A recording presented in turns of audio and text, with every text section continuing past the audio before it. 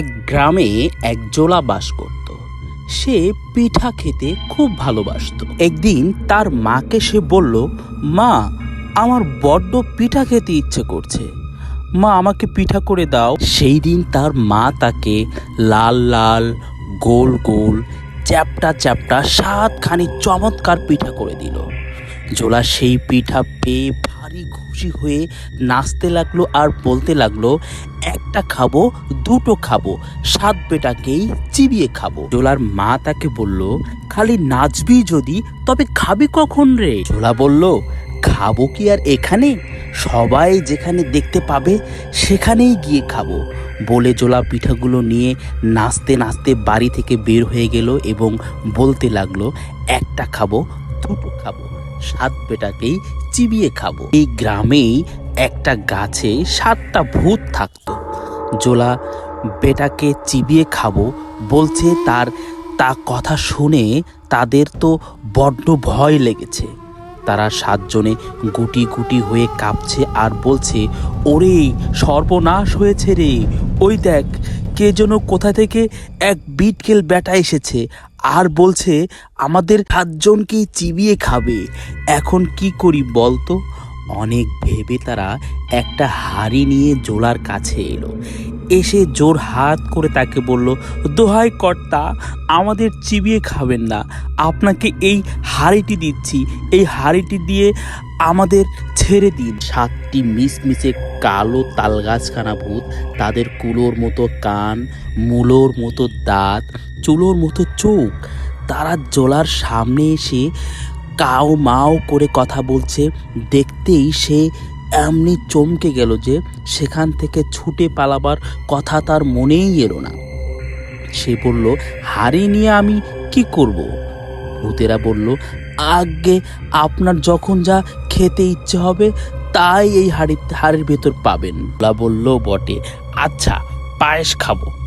বলতে বলতেই সেই হাঁড়ির ভেতর থেকে চমৎকার পায়েসের গন্ধ বেরোতে লাগলো। তেমন পায়েস জোলা কখনো খায়নি, তার মাও খায়নি, তার বাপও খায়নি। তাই জোলা অনেক খুশি হয়ে সেখান থেকে চলে এলো। আর ভূতেরা ভাবলো, বাবা বড্ড বেঁচে গেছি রে। তখন বেলা অনেক হয়েছে আর জোলার বাড়ি সেখান থেকে অনেক দূরে। তাই জোলা ভাবলো, এখন এই রোদে কি করে বাড়ি যাব? বন্ধুর বাড়ি কাছে আছে এ বলে সে সেখানেই যায়। তার বন্ধু হতবাকা খুব দুষ্ট ছিল। সে জোলার হাঁড়িটি দেখে জিজ্ঞেস করলো, হাঁড়ি কোথা থেকে আনলি রে? জোলা বলল, বন্ধু, এ যে সে হাঁড়ি নয়, এর ভারী গুণ আছে রে। বন্ধু, বল বটে, আচ্ছা দেখি তো কেমন গুণ?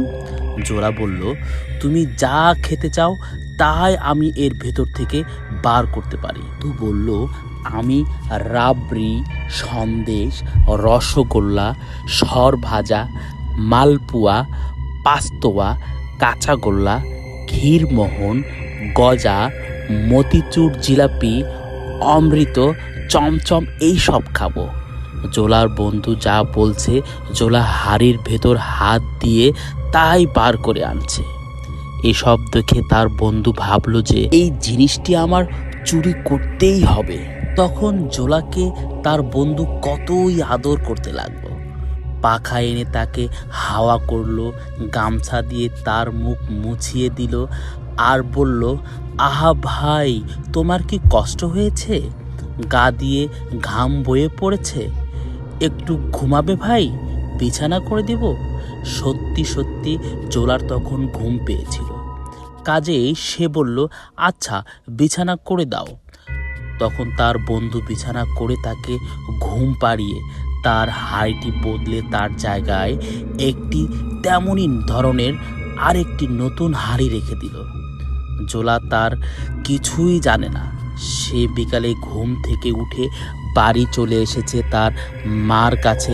বলল, দেখো মা, কি চমৎকার একটি হাঁড়ি এনেছি। তুমি কি খাবে মা? সন্দেশ খাবে? পিঠা খাবে? দেখো আমি এর ভেতর থেকে সে সব বের করে দিচ্ছি। এ তো আর সে হাঁড়ি নয়, এর ভেতর থেকে যে এসব জিনিস বেরোবেই বা কেন? মাঝখান থেকে জোলা বোকা বনে গেল। তার মা তাকে বকতে লাগলো। তখন তো জোলার বড্ড রাগ হয়েছে, আর সে ভাবছে সেই ভূত বেটাদের এই কাজ। তার বন্ধু যে তাকে ঠকিয়েছে এ কথা তার মনেই হলো না। কাজেই পরের দিন সে আবার সেই বটগাছতলায় গিয়ে বলতে লাগলো, একটা খাবো, দুটো খাবো, 7 বেটাকেই চিবিয়ে খাবো। তা শুনে আবার ভূতগুলো কাঁপতে কাঁপতে একটা ছাগল নিয়ে এসে তাকে হাত জোর করে বলতে লাগলো, মশাই গো, আপনার পায়ে পড়ি, এই ছাগলটি নিয়ে যান, আমাদের ধরে খাবেন না। ওলা বলল, ছাগলের কি গুণ আছে? ভূতেরা বলল, ওকে সুরসুরি দিয়ে হাসালে ওর মুখ দিয়ে শুধু মোহর পড়ে। আপনি জোলা ছাগলের গায়ে সুরসুরি দিতে লাগলে আর ছাগলটাও হি হি করে হাসতে লাগলো, আর মুখ দিয়ে ঝরঝর করে খালি মোহর পড়তে লাগলো। তা দেখে জোলার মুখে তো আর হাসি ধরে না। সে ছাগল নিয়ে ভাবলো, এই জিনিস বন্ধুকে না দেখালেই নয়। সেদিন তার বন্ধু তাকে আরও ভালো বিছানা করে দিয়ে 2 হাতে 2 পাখা নিয়ে হাওয়া করলো। জোলার ঘুমও তেমনই হলো। সেদিন আর সন্ধ্যার আগে তার ঘুম ভাঙল না। তার বন্ধু তো এর মধ্যে কখন তার ছাগল চুরি করে তার জায়গায় আর একটা ছাগল রেখে দিয়েছে। সন্ধ্যার পর জোলা তাড়াতাড়ি ঘুম থেকে উঠে তার বন্ধুর সেই ছাগলটা নিয়ে বাড়ি এলো। এসে দেখলো যে তার মা দেরি দেখে ভারী চোটে আছে। তা দেখে সে বলল, রাগ আর করতে হবে না মা, আমার ছাগলের গুণ দেখলে তুমি খুশি হয়ে নাচবে।